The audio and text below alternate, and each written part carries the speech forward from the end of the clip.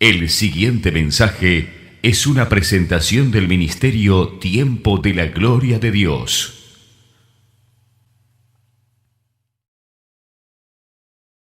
Así que los felicito a cada uno de ustedes, los que están acá en esta noche, por estar en la presencia del Señor. Podrían estar en cualquier otro lugar, podrían estar haciendo cualquier otra cosa, pero han decidido poner al Señor en primer lugar.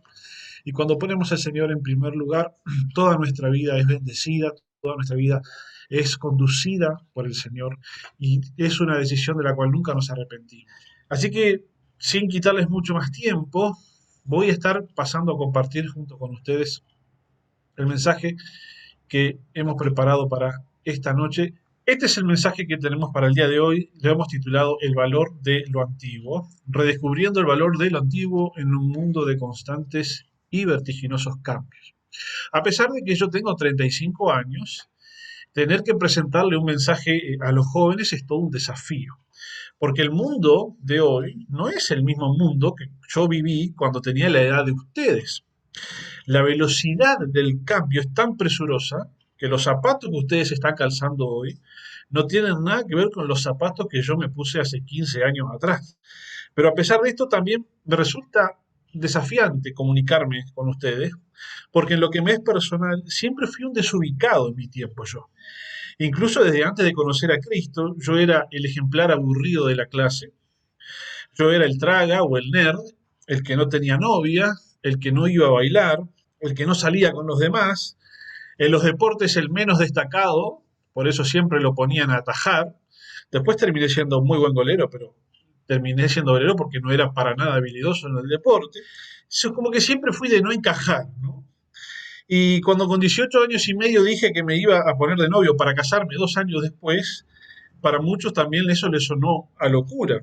Y luego de casados, cuando nos dispusimos a ser padres muy jóvenes, también era algo bastante fuera de lo común, ¿no? La típica de los matrimonios más o menos nuestra edad es, dejate de bromar con hijos, viajemos, disfrutemos de la vida y tengamos un perrito. Así que no solo me cuesta ponerme los zapatos de ustedes, sino que además siempre fui una rara avis. Entonces eso me llevó a preguntarme por qué las cosas cambian tan rápido. Y la respuesta la podemos encontrar en algo que ocurrió básicamente hace unos 200 años atrás. Esa es la pregunta que me hice, ¿por qué las cosas cambian tan rápido? Vamos a ver algunas cosas que pasaron hace 200 años con un breve recuento. Varias cosas pasaron hace 200 años atrás que cambiaron la historia de la humanidad para siempre. La Revolución Francesa y su énfasis en la destrucción de todo orden establecido, la Ilustración y su énfasis en el racionalismo para guiar la vida social, y la Revolución Industrial, que aumentó increíblemente la capacidad de producción de la humanidad. Esto generó un punto de inflexión en la historia que modificó la vida cotidiana para siempre. Y de las tres cosas me voy a concentrar en la revolución industrial, ¿sí? Porque el surgimiento de notables avances tecnológicos desde hace 200 años para acá permitió que la producción agrícola y la producción industrial se multiplicara a la vez que el tiempo para producir caía. Es decir, anteriormente a la revolución industrial, producir era posible si existían más brazos para trabajar. ¿Eh? Más personas y más brazos eran más producción. Pero con la introducción de las máquinas, ya no se necesitan brazos para crecer económicamente, sino que ahora todo lo hacen las máquinas. Entonces el hombre comenzó a producir mucho más en mucho menos tiempo. Hoy nos toma menos tiempo producir que antes. ¿Sí? Eso en términos concretos y económicos, que esto le va a gustar a la Silvi, que estudia economía, significa que la producción mundial creció a partir del 1800 como nunca antes de la historia, y ustedes lo van a ver acá en esta gráfica que les puse ahí. Esta es la gráfica del Producto Bruto Mundial, y si ustedes la ven acá, todo esto es antes del 1800 y en el 1800 pega un salto enorme. Y ese salto enorme significa que ahí hubo un cambio drástico en la velocidad del cambio. Un aumento drástico en la velocidad del cambio. Las cosas del 1800 para atrás eran todas muy parecidas. La vida no cambiaba mucho del 1800 para atrás. Pero del 1800 para acá con menos personas trabajando y poniendo los brazos y con, por supuesto, más personas dispuestas a estudiar y a descubrir más avances tecnológicos, la velocidad del cambio empezó a crecer notablemente. Así que por eso el mundo de hoy ya no es el mundo de hace 10 años atrás, pero esto no siempre fue así. Antes del 1800 el cambio era casi imperceptible. Y gracias a que en la antigüedad el cambio era lento, uno podía decir que el mundo era básicamente el mismo que hace 100 años atrás. Eso se podía decir en la antigüedad. El mundo de Abraham era bastante parecido al mundo de Isaac y el mundo de Isaac era bastante parecido al mundo de Jacob.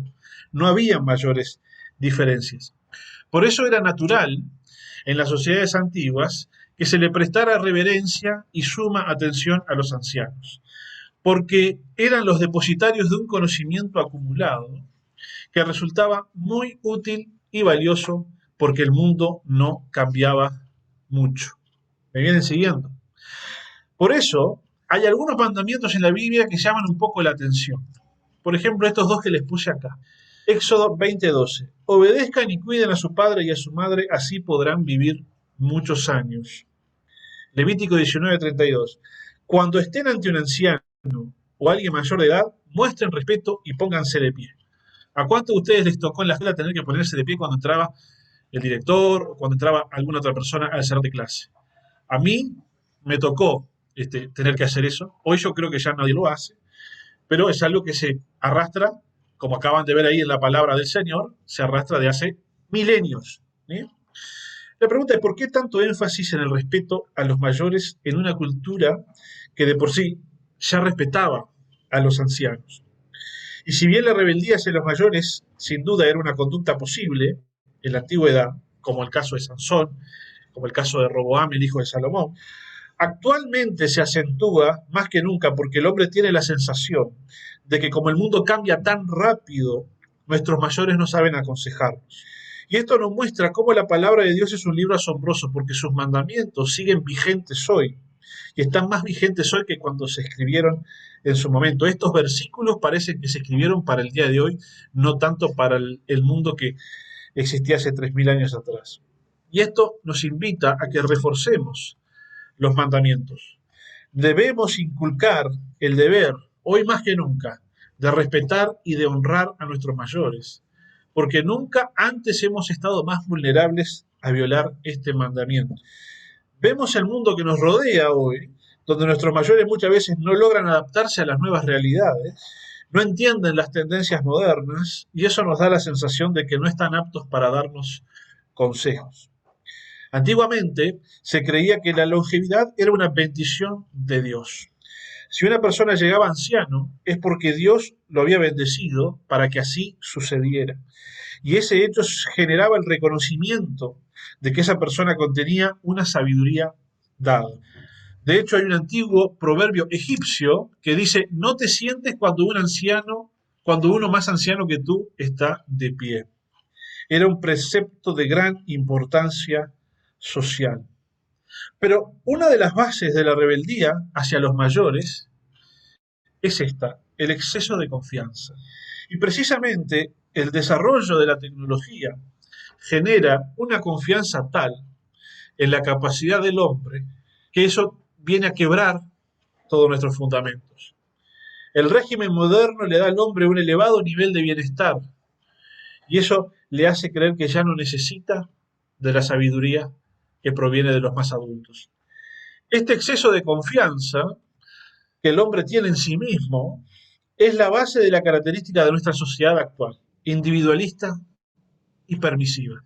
Quizás estas son dos características que las vemos muy claramente en nuestra sociedad hoy en día. Es individualista, egoísta y es permisiva. Permite todo, acepta todo. Ante esta realidad, es importante reafirmar contundentemente los valores que hacen a nuestra vida cristiana y que hoy en día peligran en un mundo que idolatra el cambio y la experimentación de cosas nuevas. Así que ahora vamos a mostrarles un cuadro, a ver dónde estamos ubicados cada uno de nosotros, ¿verdad? Ahí tenemos una taxonomía de generaciones, espero que la alcancen a ver bien. Los más viejitos, los que hoy tienen entre 73 y 91, los que se llamó en su momento la generación silenciosa, Después, la generación siguiente, la que nació entre el 49 y el 68, le llamaron los baby boomers, ¿eh? Los que nacieron después de la guerra, hubo una explosión de nacimientos después de la Segunda Guerra Mundial, por eso un baby boom, una explosión de bebés. Después vino la generación X, los nacidos entre el 69 y el 80, generación X, y luego vinimos la generación Y, los millennials, ¿sí? Lamento quitarles la sorpresa a algunos de ustedes, pero los millennials somos nosotros, los que nacimos entre el 81 y el 93, esos somos los millennials, ¿sí? Los que tenemos entre 28 y 40 años de edad. Y los que vienen después, la gran mayoría de todos ustedes, los jóvenes, son la generación Z o los centennials o los nativos digitales, nacidos entre el 94 y el 2010. ¿Sí? Estos son básicamente todos ustedes. Luego viene la generación alfa, que es la que nació a partir del 2011, y ahí están las hijas mías. ¿Ya?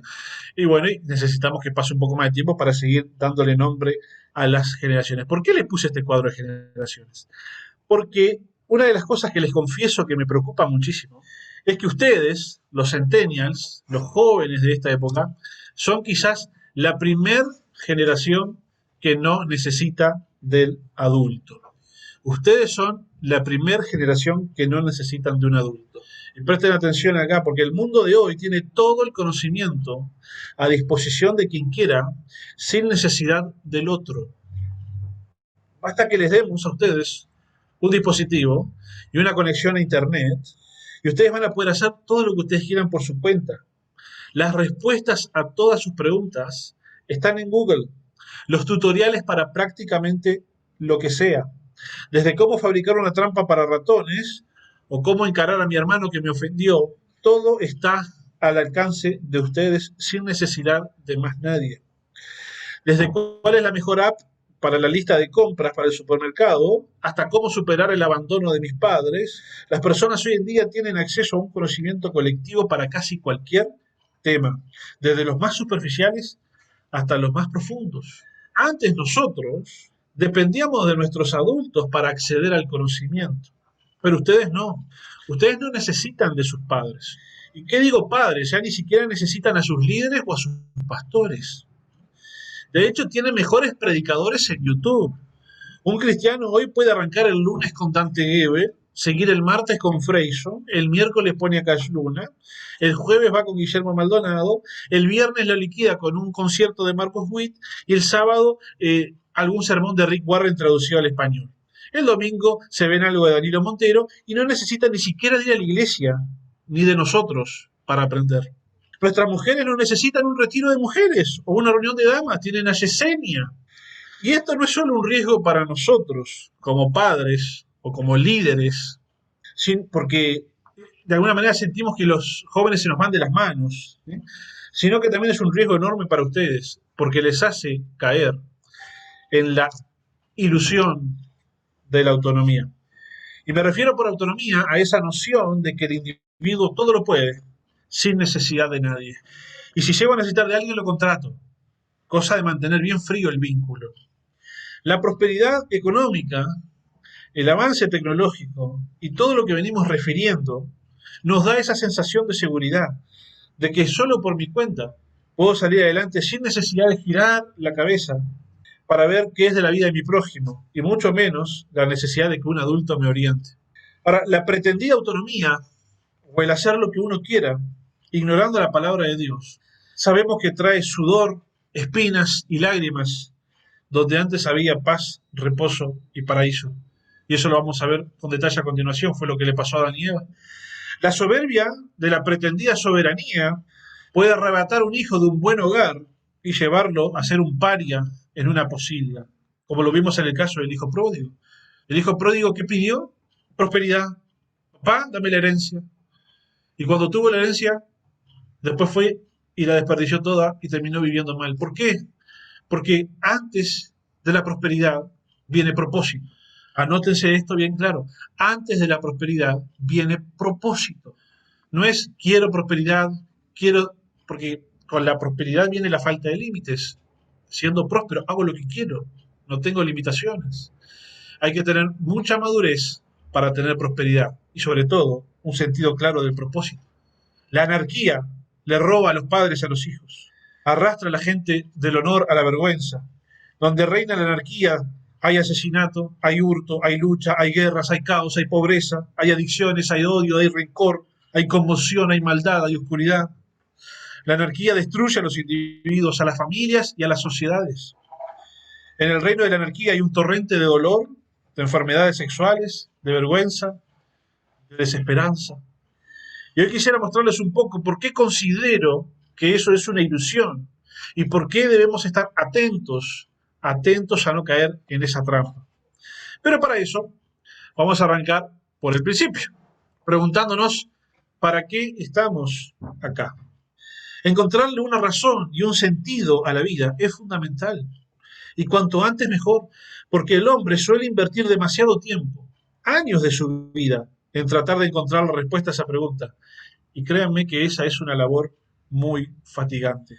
Acompáñenme al libro de Génesis, porque si dijimos que íbamos a empezar por el principio, vamos al principio. Génesis 1:28 dice, y los bendijo Dios y les dijo, fructificad y multiplicaos, llenad la tierra y sojuzgadla, y señoread de los peces del mar, en las aves de los cielos y en todas las bestias que se mueven sobre la tierra. Génesis 1:28. Esto es lo que Dios dice, ni bien crea al hombre. Así que punto número 1. Estamos aquí como representantes de Dios para concluir su obra. Dios se tomó los primeros 6 días para hacer el universo, el cielo, la tierra, las nubes, los árboles, los animales, los peces, todo, y el hombre. Y nos hizo a nosotros a su imagen y semejanza para que concluyamos la obra que Él inició. Acá cuando el versículo dice llenad la tierra, y yo se los repetí ahí abajo, está mencionando claramente que el jardín del Edén no era el límite territorial del hombre.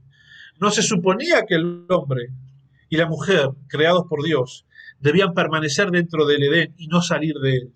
El jardín del Edén era la muestra que Dios le dejó al hombre para que lo tome de ejemplo y estableciera ese mismo orden en toda la tierra. La idea es que Adán y Eva se iban a reproducir e iban a empezar a expandirse para establecer la belleza y el orden que veían en el jardín. Y eso lo iban a extender hacia el resto de una tierra que todavía permanecía en caos. Por eso Dios manda al hombre y le dice lo siguiente en Génesis 2:15. Tomó pues Jehová Dios al hombre y lo puso en el huerto del Edén para que lo labrara y lo guardase. El hombre debía aprender a reproducir lo mismo que hizo Dios. Somos hechos a su imagen y semejanza, somos sus representantes. No se suponía que el hombre debía dedicar su vida a hacer lo que se le cantaba. Como tantas veces hemos leído a lo largo de la Biblia cuando decía no había juez en Israel, cada uno hacía lo que bien le parecía. Y cada vez que aparece ese versículo, aparece en el medio del caos. Israel pasando hambre, Israel pasando cataclismos, Israel invadido por enemigos, y la conclusión del relato siempre es, en aquel momento no había juez en Israel, cada uno hacía lo que quería. No se suponía que el hombre tenía que venir a construir un orden nuevo, venía a establecer y expandir el orden que Dios había puesto. Tú y yo, nosotros, estamos aquí para establecer y edificar el reino de Dios, no nuestro propio reino o nuestras propias aspiraciones, sino al contrario, que nuestros legítimos sueños y aspiraciones sirvan para la construcción del reino. Sácale captura de pantalla a esto. Que nuestros legítimos sueños y aspiraciones sirvan a la construcción del reino. Construir el reino no implica no tener sueños ni aspiraciones. Todo lo contrario, el reino las incluye, pero va más allá. José soñó con liderar a la familia y Dios pensó en que lidere a Egipto. Los planes de Dios incluyeron los de José, pero fueron mucho más amplios que los de José. Abraham soñó con tener un hijo, pero Dios pensó en que fuera el padre de una nación. Tenemos que tenerle confianza a Dios. Tenemos que tenerle confianza a Dios. Ahora yo te pregunto, si vos me tenés confianza a mí, y yo te digo, dame todos tus ahorros que te los voy a guardar, ¿ustedes me lo darían? Si me tienen confianza, díganme, ¿sí? Me los dan, ¿verdad? Entonces, si le tenés confianza a Dios, ¿por qué no le das tus sueños? Si tenés confianza a Dios, ¿por qué no le entregas toda tu vida? Démosle a Dios nuestros sueños, nuestros deseos, nuestros gustos, y confiemos en Él. La mejor manera de alcanzar los sueños es cuando estos sueños se hayan incluidos dentro del plan de Dios. Sacale captura de pantalla esto que estás viendo ahí. La mejor manera de alcanzar los sueños es cuando estos se hayan incluidos dentro del plan de Dios. Somos representantes de Dios aquí. Somos su semejanza. Tenemos una misión, primeramente con Él. Para eso estamos aquí, para construir su reino y no el nuestro. Para que al final, cuando pasemos raya de nuestra vida, podamos decir, le dediqué mi vida a Dios. Punto número 2. Punto número 1 era, estamos aquí como representantes de Dios para concluir su obra. Y punto número 2, el mandato cultural. Fructificad y multiplicad, llenad la tierra, le dijo Dios a Adán. En otras palabras, Dios le dice a Adán, conseguirte una buena esposa, tener hijos y cumplir con la misión que te asigné. Seguramente habrán escuchado tanto en televisión como en redes sociales que ciertos sectores de la política y de la filosofía utilizan el término mandato cultural, y eso lo usan para referirse a las viejas estructuras familiares. Eso de casarse y tener hijos, ese ideal social que rigió la sociedad durante siglos, eso que todas las personas hacían casi inconscientemente, como si fuera un mandato. Bueno, hay quienes dicen que eso es el fruto de una cultura que se pensó de esa forma para tener a la gente oprimida, ¿eh? Que la familia es una estructura anacrónica, retrógrada, del pasado, obsoleta, y sobre todo que la familia es una carga, es un pesar, algo que impide que uno progrese. Esto de tener hijos, tener que dedicarse a ellos, cuidarlos, es una carga, es una molestia, es muy trabajoso o es demasiada responsabilidad, ¿eh? Entonces tenemos quienes vienen y dicen, bueno, seamos libres del mandato cultural y hagamos de nuestra vida lo que queramos. Si nos queremos casar, nos casamos. Si no nos queremos casar, no nos casamos. Si queremos tener hijos, tenemos hijos. Y si no queremos tener hijos, no tenemos hijos. Y está todo bien. El tema es que para nosotros como cristianos, el mandato cultural está en la Biblia. Usted lo está viendo acá. Fructificad y multiplicaos, llenad la tierra. O sea, conseguiste una buena esposa, casate y tenés hijos. Es lo que le dijo Dios a Adán. Pero nosotros vivimos hoy en una sociedad que, como se lo mencioné antes, desprecia todo lo antiguo, desprecia todo lo que ha recibido a lo largo de siglos y siglos de tradición, y busca constantemente cosas nuevas. ¿Y saben qué? Esta sociedad tiene todo para lograrlo. Esta sociedad próspera, tecnificada, avanzada, tiene todo para lograrlo, despreciando todo lo que vino atrás. Tiene recursos, tiene conexiones, tiene conocimiento. Hoy más que nunca la sociedad tiene todo lo que necesita para armar un orden nuevo, totalmente contrario al que Dios quiere. Pero antes de que continuemos con esto del mandato cultural, me gustaría que presten atención a un detalle. Y para eso voy a repetir el versículo que les acabo de poner. El versículo dice, y los bendijo Dios y les dijo, fructificad y multiplicaos y llenad la tierra. Y esto es algo que como cristianos tenemos que tener claros. El mandato cultural, que así lo llaman de forma despectiva algunos, es una bendición. Cumplir con nuestra misión como representantes de Dios es una bendición. No es una carga, no es una molestia, no es anacrónico ni es obsoleto, es una bendición. Dice que Dios los bendijo cuando les dio este mandamiento. Lo que Dios le está diciendo a Adán es que debe casarse, formar esa institución llamada familia, para luego llenar la tierra y someterla al régimen divino. Es decir, Dios es claro cuando nos dice que es a través de las familias que se construye el reino. Y yo me pregunto, ¿cuántos de ustedes, jóvenes solteros, están orando por el cónyuge que Dios tiene preparado para ustedes? No les estoy diciendo que estén orando ahora por una persona específica, pillos, no. Sino que estén orando pidiéndole a Dios que tome y tenga control de ese proceso de vuestras vidas desde ya, de forma tal que ustedes le puedan mostrar a Dios que dentro de sus sueños y dentro de sus preocupaciones está el querer cumplir con el mandato que Él nos dejó.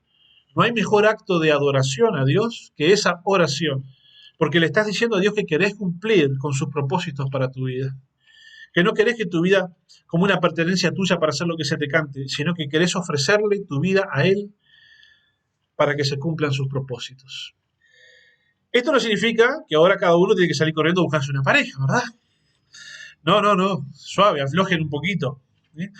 Pero sí tengan mucho ojo, mucho cuidado con las ideas y con las filosofías que hoy en día se están escuchando. ¿Ustedes le tienen confianza a Dios Entonces sepan que aquellas ideas que no surgen de Dios no deben ser las mejores ideas para nosotros. ¿Estamos de acuerdo? Punto número 3. Es el último, ¿eh? Arquitecto de tu propio destino. Miren lo que dijo la serpiente a la mujer. No moriréis, sino que sabe Dios que el día que comáis de él serán abiertos vuestros ojos y seréis como Dios sabiendo el bien y el mal. Sobre este versículo hay por lo menos 4 cosas de las que me quiero concentrar. La primera, no moriréis. Dios mintió. Dios es un exagerado. No es tan así. No se van a morir. ¿Eh? ¿Cuántas veces no habrán escuchado ustedes gente que les dice, pero no debe ser tan así? Es un poco exagerado eso. No hay que ser fanático. Es un poco extremo lo que te están diciendo en la iglesia. ¿Sí? Dios dice, esto es pecado. No debe ser tan así. ¿Sí? Eso es igualito a lo que la serpiente le dijo a Eva. ¿Sí? Dios mintió o Dios es un exagerado. O en esa iglesia son todos exagerados. Después lo otro que le dice es, sabe Dios. El sabe Dios es equivalente a tolerancia al pecado. ¿Cuándo no habrán escuchado gente que dice, bueno, Dios sabe? Tengan cuidado con el Dios sabe. ¿No? Hay personas que hacen las cosas mal y cuando vos le decís, bueno, pero Dios sabe que yo necesito esto, ¿no? Manejan mal la empresa, ¿no? No pagan impuestos, su factura. Bueno, Dios sabe que no puedo en este momento. ¿Sí? Hacen alguna trampa en su negocio cuando venden algo, ¿verdad? Para sacar más ventaja. Bueno, Dios sabe que estoy pasando mal. No entrego mis diezmos y mis ofrendas. Bueno, Dios sabe. No me congrego, porque hay algo mejor que hacer que escuchar a don Ramón quejándose que no tiene plata para pagar la renta. Tenemos el partido de Uruguay. Dios sabe que el partido de Uruguay es Copa América una sola vez en 4 años. Reunión de jóvenes todos los sábados. Dios sabe. ¿Eh? Bueno, si no voy este domingo a la iglesia, bueno, Dios sabe, es para estar con la familia, o para estas cosas, etcétera, etcétera. El Dios sabe, ojo con el Dios sabe. Punto número 3, seréis como Dios. ¿Eh? Acá está la mayor tentación que la serpiente le pone a Eva. Soberanía, autonomía, egocentrismo, exaltación del yo, humanismo. ¿Eh? No vas a precisar de Dios, vas a ser como Dios. ¿Eh? Cuando Adán y Eva ya eran como Dios porque Dios los hizo a su imagen y semejanza. Sin embargo, Eva come la pastilla ante el ofrecimiento de la serpiente. Y el punto número 4, sabiendo el bien y el mal. Autonomía moral. Regir mi vida por otra fuente moral que no sea lo que Dios me acaba de decir. Adán y Eva tenían una moral que era tan sencilla, pero qué fácil que era vivir en el jardín. Podían hacer todo menos comer una fruta. Ustedes piensen en las 200 millones de reglas que tienen que seguir ustedes hoy en día en esta vida. No solo las reglas penales y las reglas civiles, sino otras reglas por estar expuestos a ciertos peligros, tan sencillas y básicas como no comas torta frita porque te viene colesterol, ¿eh? No comas mucho azúcar porque te viene diabetes, no comas con sal porque te sube la presión. Mirá los lados antes de cruzar porque te pilla un auto.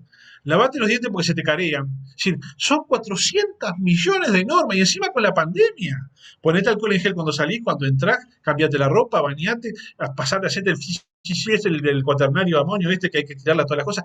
15, el tapaboca, distancia social, 2 metros, a ver, ponga el bracito así. 200 millones de normas tenemos que seguir hoy en día para poder tener una vida razonablemente en paz. En el jardín de Elena es facilísimo, una sola. Hacer lo que se te cante, menos comer esto. Qué vida más fácil que era, ¿no? Sin embargo, Eva se ve tentada a cambiar la norma moral. Eva se ve tentada a que lo que Dios le acababa de decir, que era el bien y el mal, eso no. Yo voy a decidir qué es el bien y el mal. Por eso la serpiente le dice, van a ser como Dios sabiendo lo que es el bien y el mal. Ustedes mismos van a decidir lo que está bien y lo que está mal. No lo que dijo Dios. No lo que dice ese libro anacrónico, viejo, antiguo, escrito por 40 beduinos aburridos en el desierto llamado Biblia. No, ese invento que hicieron algunos allá. Los orientales les gustaba escribir al santo botón. No, vos mismo. Vos decidís si está bien o está mal. ¿Sí? Esa era la propuesta que la serpiente le hizo a Eva. Y si esa es la propuesta que la serpiente le hace a Eva, yo personalmente prefiero estar lo más lejos posible de eso. Si cada vez que yo oigo por allí en la televisión, en los medios de comunicación, en internet, hacé la tuya, hacé lo que vos quieras, sé el arquitecto de tu propio destino, lo que vos digas que esté bien, lo que vos digas que esté mal, vos el que gobierne tu propia vida. se parece tanto a lo que le ofreció la serpiente que si eso es lo que ofreció la serpiente, yo quiero estar lo más lejos posible de esa propuesta. Ahora yo me pregunto, ¿cómo le fue al hombre intentando construir un mundo a su manera? Piensen en el jardín del Edén, piensen en el orden, en la belleza, piensen en las condiciones en las que el hombre vivía y pregúntense, ¿cómo le fue al hombre despreciando el orden de Dios y haciendo las cosas a su manera? Yo creo que si observamos a nuestro alrededor, lo único bello que tiene este mundo es aquello donde el hombre no puso la mano todavía.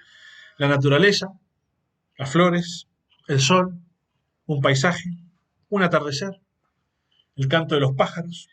Pero por lo demás, lo que vemos es que Dios nos dejó un mundo con abundancia de recursos y tenemos miles pasando hambre y frío. Los esquemas que hace el hombre son egoístas, son opresivos y sobre todo son ineficaces. Cuando usted le pregunta a un analista económico, che, ¿por qué hay hambre en el mundo si hay más recursos necesarios? Bueno, evidentemente hay problemas de coordinación entre los agentes del mercado, que pique pan y el otro. Es el resultado del mundo que creó el hombre alejado de Dios. Le fue espantoso, horrible le fue.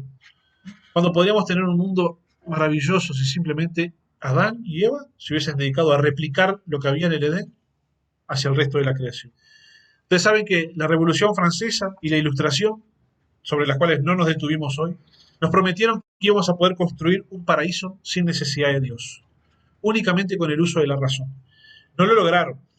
Las dos guerras mundiales, las bombas atómicas, el holocausto, le dieron el golpe final a la Ilustración. Ya nadie cree que por el camino de la Ilustración podemos conseguir un mundo mejor. De esa decepción nace la filosofía de hoy, que es la filosofía postmoderna, y nos ofrece algo peor que la Ilustración. Porque por un lado le recrimina a la Ilustración que no cumplió con sus promesas, pero por el otro lado le reconoce un logro que tuvieron. Estuvieron bien en sacar a Dios del medio, pero se olvidaron de sacar sus leyes. Eso es lo que la filosofía de hoy le dice a la filosofía de hace 200 años atrás. Durante siglos, si bien el mundo mató a Dios, como decía Zaratustra, se quedaron con las leyes de Dios. Durante siglos siguió estando mal visto e incluso penado por la ley en algunos casos, la poligamia. Siguió estando mal visto el adulterio, la homosexualidad. No estaba Dios, pero sus leyes habían quedado. La posmodernidad nos propone ir un paso más allá. Sigamos con Dios muerto, pero ahora también vamos a matar sus leyes. Es por esto que en el mundo en que hoy estamos viviendo, estamos atravesando una etapa sumamente desafiante, porque todo lo que pertenecía a lo antiguo tiene que morir. El mundo de hoy nos propone un cambio brusco, total y radical a la realidad tal cual la conocimos o la heredamos, o sea, su destrucción y la apertura a un mundo de caos. La velocidad del cambio ha crecido tan dramáticamente que se ha puesto en riesgo aquellas cosas que entendíamos que eran valiosas, que siempre habían estado allí y que hoy se encuentran vulnerables en un mundo que todo lo cuestiona. Se cuestiona la validez de lo que antes se daba por entendido, con el fin de que aquello que creíamos inmutable también pase por el cambio. Estos tiempos modernos nos obligan a formular argumentos que nunca habían sido utilizados, porque estaban implícitos en una realidad que hasta aquel entonces nadie dudaba. Ahora hay que defender a la familia, ahora hay que defender a la relación heterosexual, ahora hay que defender por qué no queremos el aborto, ahora tenemos que salir a defender las cosas que antes ni había, no hacía falta defenderlas. La sociedad las tenía por asumidas. Así que voy a concluir con una reflexión. El mundo podrá cambiar vertiginosamente. A nuestros ancianos, que ya les cueste manejar un smartphone o realizar una transferencia bancaria online, pero en cuanto se trate de experiencias interpersonales, de cómo enfrentar fracasos y levantarse, y de las valiosísimas lecciones provenientes de los errores, nada mejor que la experiencia acumulada para guiar la vida, en lugar de la especulación teórica del individuo racional que pone en duda el bagaje de significados que la tradición incorpora a la mente humana.